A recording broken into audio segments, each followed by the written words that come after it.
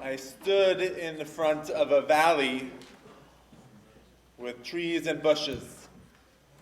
The bustling city was behind me, a bike path to the right, and a park to the left. And in front of me, a memorial, a 12-foot menorah with plaques in Russian, Hebrew, and Ukrainian. I was staffing a trip of young adults with the Joint Distribution Committee to Almaty, Kazakhstan, and we had a day layover in Kyiv. Our first stop was to the location of Babi Yar, where on September 29th and 30th, 1941, a special team of German Nazis, supported by other German units, local collaborators, and Ukrainian police, murdered 33,000 Jewish civilians.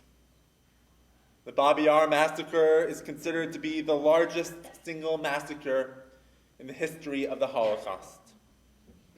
As a group, we reflected first-hand accounts of that day. We recited poetry, sang songs, and said the mourner's Kaddish for the innocent lives that had been murdered. But on that 12-hour layover, I also saw the vibrancy of the Jewish community in Ukraine. We walked through the city center, visiting the important sites for the Jewish community, including the statue of author Sholem Aleichem. We shared lunch with young members of the Ukrainian Hillel, who are transforming the Jewish community there. And we visited synagogues and sat at homes of the elderly to hear their stories. These past 2 weeks, I thought a lot about the people I met in my short time in Kyiv, wondering if they're hiding or fleeing. I think about my classmate and colleague, Rabbi Julia Gris, a rabbi in Odessa, who leads the progressive congregation Shirat Hayam, who is now in Poland and still leading her congregation. Some who have stayed in Odessa and others who are dispersed throughout Europe. And I also reflect on where I stood in front of that menorah, that once quiet, contemplative space of memory that now is destroyed because of the Russian military. Ukrainian President Zelensky, whose grandfather and great-uncles fought against the Nazi regime, said, "We were all bombed in Kyiv last night, and we all died again in Babi Yar from a missile strike. Although the whole world promises constantly never again, for any normal person who knows history, Babi Yar is a special place of Kyiv, a special part of Europe, a place of prayer, a place of remembrance for the 100,000 people killed by the Nazis, the place of old Kyiv cemeteries. Who should you be to make it a target for missiles? You are killing Holocaust victims for the second time." Such a missile strike shows that for many people in Russia, our Kyiv is completely forgotten. They know nothing about our capital, about our history, but they have an order to erase our history, erase our country, erase us all. I'm now addressing all the Jews of the world. Don't you see what is happening? That is why it is very important that millions of Jews around the world do not remain silent right now.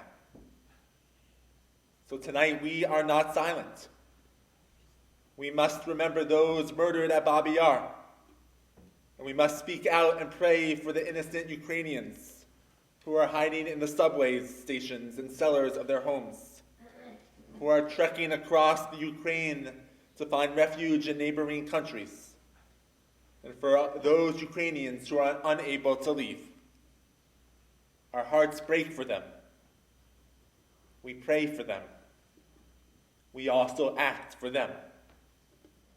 Today, I reached out to the Ukrainian Catholic Church in Linden on behalf of our Jewish community to let them know that we are praying for them, and we are here if they need any support, both financial and physical.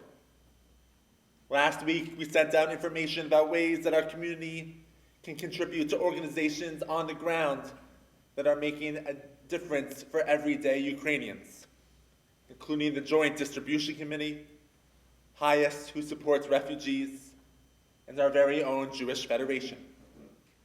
This coming Thursday, we will have a briefing with the Executive Director of our Federation, Dov Ben Shimon, who will share up-to-date information about what is happening in Ukraine. And over Purim, we will be collecting goods that will be shipped to Ukraine and the surrounding countries to support those most in need. On this highest refugee Shabbat, we read from the last chapter in the book of Exodus. The Israelites have escaped Egyptian persecution. They have received laws and rules that they must follow. And they have just completed all the components of the Mishkan. But their exodus is far from over.